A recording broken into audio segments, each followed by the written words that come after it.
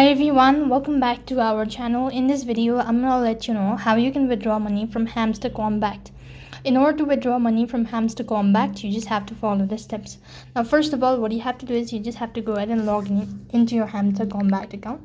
So you can use a web browser or an application. Either way, the procedures can remain the same.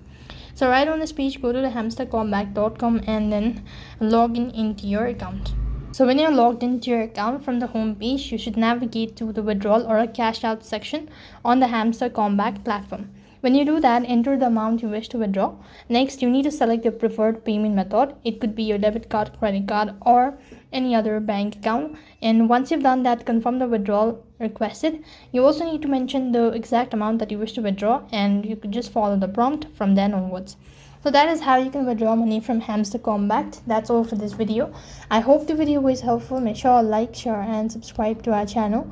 Thank you for watching. See you in the next video.